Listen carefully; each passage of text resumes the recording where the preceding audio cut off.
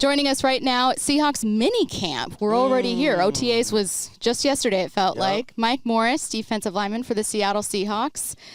Mike, you made a big play at practice today. I'm sure you made many, but I happened to be privy to one of them where I looked over and you were talking some talk when you walked over to your teammates. What happened? So, I'm 300 pounds. Yeah. And, I dropped them to the flat, which is what I did at Michigan, the same defense. And I dropped them to the flat, and then the quarterback looked my way, had my man on me, and then it was seam flat, so I had the seam covered, and then the flat was check down play. Threw it to the check down, hit it perfect on the right angle, and then he tried to make a move, couldn't make it. Tried. Made a tackle. Tried and failed. No, guys were losing their minds. If you guys could have seen it. It's a big boy in space, man. That's what you love to see. Big boy can move in space. How comfortable do you feel moving in space? Do you feel like you're athletic for your size? You're a big guy. Yeah, no, I feel like I'm really athletic. So yeah. I feel like I'm fine. Okay, so I need, on Reddit how they do explain it like I'm 5 or whatever? Oh, absolutely. Yeah. Okay, perfect. I need that version of this defense. And you don't need to give away secrets. We got Seahawks PR here. You're not giving away secrets. Okay. But if you were to talk to someone who is like a casual football fan, and they're like, what makes this defense potentially so great? Like, what does Mike Macdonald do well? What are you most excited about? How would you answer it in a way that you were like, let me break it down for you? I mean, I'll break it down. So do you do makeup and stuff like that? I sure do. So it's okay, so you have your makeup that you use, right? And then everybody in the NFL uses a certain brand of makeup. Okay. Right? Yeah. So what Mike does, he adds a variety of makeup to where you're like, oh, what's that makeup you're using? And it's it's not just matte. It's not just regular makeup. Exactly. That's why people looking at you like you look different from everybody. Yeah. And that's basically how defense is. It's natural beauty, but also it's a variety of makeup. Has a little seasoning to it. Interesting. Okay. Is that because you obviously became familiar with him with Michigan? You were still a young player, so I feel silly asking, but when you were seeing him do that or when you were seeing that defense at Michigan, did it feel new to you and cool, or was that something that in college you see? I feel like no. I feel like you really don't see it in college because college kids not really focused on it. Yeah. I mean, they probably are. I mean, I don't need to focused on it now because of NIL, but in college, you're not really focused on football. Yeah. And school, you kind of. Yeah. You do other things. Speaking of other things, congratulations. You got married. Thank you, yeah. You and Aaron Rodgers. Did you see Aaron Rodgers got married? No, I didn't see that. Yeah, so he showed up at camp for the Steelers with a wedding ring on, and they were like, hey, so what's this? He was like, oh, I got married. Yeah. No one knows who. But, however, we did see pictures from your wedding, and it looks beautiful. That's my best friend. How'd you guys meet? So we met at Michigan, man. So if she would tell you, she was she'll be so the football guys, we know some of the volleyball girls in our class and stuff like that. And we play volleyball, beach volleyball at in Michigan. So the freshman came up, I'm a sophomore. Mm-hmm. And I'm like, I need to get her before someone for what they told me when I was a freshman was you better get them before the other guys, for the seniors get them. So I was like, I'm going to get you right now. And I told her and her friends, I'm like, put me down, I'm going to wife her. Obviously wasn't real. I wasn't gonna wife her, and then but you did. My wife, yeah. You did indeed. She's my best friend, man. Yeah, so I love that girl. Oh, that's awesome. What do you guys do in your free time? I like asking guys just kind of I know how you spent your off season, which is getting married, but what do you guys like to do? Well, it's just chill. So we have 2 burner doodles, so we'll take them on walks. Junior and Jamal. Oh. Yeah. So cute. I wish I don't have my phone on me, but I wish I could show you. That's okay. I'll just look at your guys' Instagram and look at. So they're my babies. Jamal is a prima donna. Yeah. He's black dog. He lost all his brown though. Yeah. But he's just a diva. Just a diva. And Junior, he's just an angel. Yeah. Do whatever you tell him to do. Probably not named after Griffey. No, he's actually named after me. Oh, okay. So he's Michael Williams Morris Jr. He's your son. Yeah. That's exciting. That's my kid. I was thinking of getting a doodle mix, but I'm afraid of the puppy phase. I've never raised a puppy before. It sucks. Did you guys go through the puppy? You adopted them as puppies? It is awful. Tell me the nightmare story. It's where when I tell you, all I heard was constant. Just constant. And it's bro, you're gonna stop? Hours straight. Yeah. And then they'll finally get themselves so tired to where they'll pass out. Then they'll wake up, take them out their crate, go potty, go pee. And I lived in an apartment building, so we had to take them downstairs, upstairs. Exhausting. You're not selling me on this. And then we'll pee right there. And then you got to take them back downstairs to go potty and come back up. So it's a lot, but I think you'll have a best friend for life. See, that's what I know. I know that if I get through that phase, and maybe if I get it in the summer, then when I go outside. I told my wife this. She didn't listen. Be super strict for like 2, 3 or 4 months. If you're strict 3 or 4 months, you'll have an angel. But if you're not, and you're like, oh, the puppy, they'll walk all over you. It's kind of like a child. They're going to become the misbehaved child at the grocery store. They'll walk all over you. And that's exactly how it happens. Yes. I'm going to stick with the theme of development, and I'm going to transition back to football here.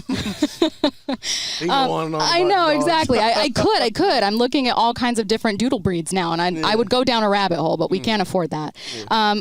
I want to talk about, though, development and what feels different if you go back to year one. And obviously, completely different scenario, different coach for that matter, different D coordinator. But what feels most different today? What feels most different, I feel like these coaches have a year under their belt. They feel a lot more confident in what they're doing. Feel a lot more just like easy going. Like our D-line coach, Justin Hines, he just feels like a lot more just in his body about it and not so much worrying about external stuff. So he's just actually coaching and just comfortable in his role and doing the things and not really just nervous that you have all these vets.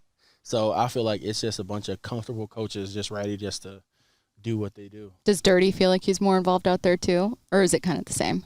Add Dirty, does it feel like he's like, because I've wondered about his role as defensive coordinator where it's like, Macdonald's the play caller. I'm thinking, that's AD. AD. I'm so sorry. This is the thing I need to get. Yeah, okay, Big London. Yeah, Big London. Big London? Mm-hmm. No. Oh, Big London. Wow, Big London. Okay, so how's Big London growing and developing? Really good. More vocal? AD is just he's like one of those guys. You know how like when people with a British accent and they speak to you. I watch so much Love Island. I know exactly. And it just sounds just like inspiring. Sounds like you want to go to war. Yeah. Like I'll fight for Britain right now. Yeah. That's how I feel. Well, be careful. But it's just don't get crazy. Yeah. But it's just like you just want to fight for him. It's just like, oh my, like. He sounds like a passionate guy. You inspire me. Like if I was a Viking and you just got up and let's go out, I'm just like, ah. That's how we feel in meetings. I will say. It's so passionate. Standing on the sideline, right? Like I didn't see a ton of OTAs or didn't get to go see like early spring last year and kind of see what he was like. But I've been hearing from people like it just feels like the same thing. Like he's just stepping into himself. He comes off like a confident guy. All your coaches come off like confident guys. But I think that there is a different level of sureness in yourself that comes with another year. Do you feel that just as a player? Like there's a different level of sureness? Like coming from like my rookie year, didn't play because I had surgery. I was on IR. Yeah. Second year, like really being my rookie year, it's like, all right, I need to, it's just so much going on. And then you're like, okay, I got to play. And like, you're just worried about so many different things. And it's just it's like a toxic, like mental feeling that you just put on. It's like a monkey on your back. And it's like, you don't need to feel that way. But you force yourself to feel that way. Then when you get to year 2, it's like, okay.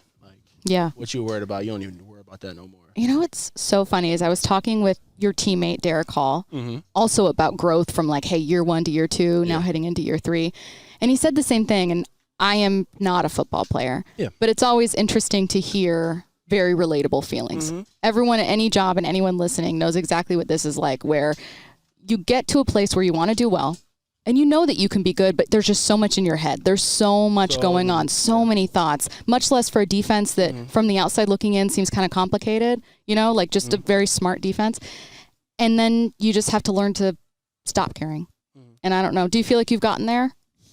It might take time. Yeah, absolutely. It's just like you stop trying and you just actually play. When did it happen? I'll probably say as soon as we started OTAs. Like as soon as we started, I was just like, man, I'm done trying to play football. I'm just going to come on and play. Like usually like the day before anything, I can't sleep. Like I'm excited, I'm ready, I'm anxious. But like I got great sleep before the first day of practice. And then like it was a really good day. Yeah. And I just let that go. Keep going. Derek said he thinks this can be like a top 5 defense. Man, it's honestly super scary. Especially on the defensive line side. I feel like we're just stacked from head to toe. Picking up D-Law. We got Leo, re-signed Jay Reed and Big Hank.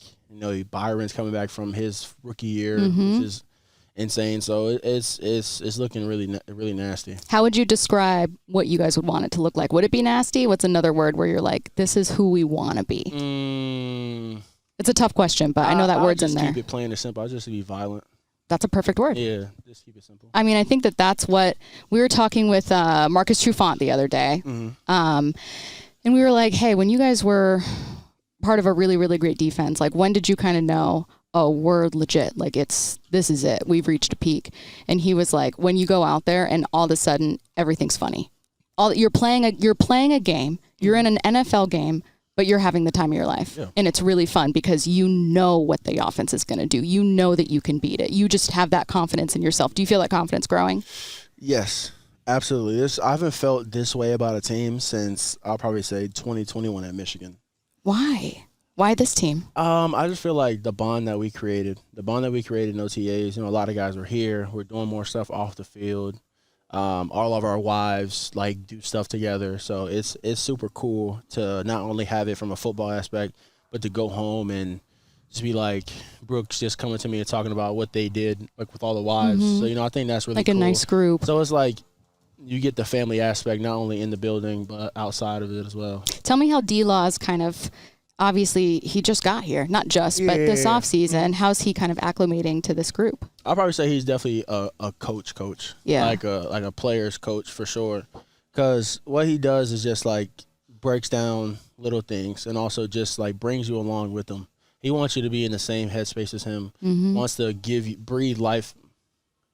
breathe life, all of his knowledge and information into you. So I feel like that's been really, really good for us as just young guys. I've been around old heads since I got into the league with Jay Reed, getting Draymond also. Oh, God, you calling them old heads is just killing me. Yeah. Hey, bro.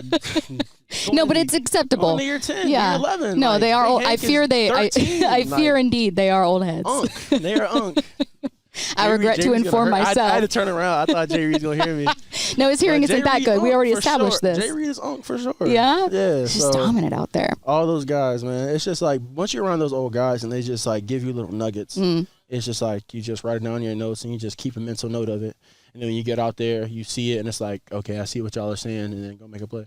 If there was another teammate, and it can be, in the front seven, you can also look at the defensive backs. Is there another teammate where you're I genuinely, he's having a good offseason, I'm excited for this guy? There's a lot of guys. You can name them. I just want to give you one because, I don't want to just list off. You want to make it matter. I want to make it matter. I'm going to say Ty Okada. Wow. Okay. Why Ty? Has been, we just talked about it in the defensive meeting room. It's just he's just been letting it loose, just having fun. That same thing where it's just you just get the monkey off your back and you just start playing free. And he's probably leads the team in picks and all the OTAs. Yeah. So I feel like he's just been balling. On special teams also has been balling. Now we know to keep our eye on it. Okay, what if you have to look at the other side? Again, defensive guys, you hate to give the offense too much credit. Yeah, I know. You have to look at an offensive teammate and just go, I hate to admit it, but he's had a solid offseason so far, and I'm excited for this kid. Not kid to you. I'll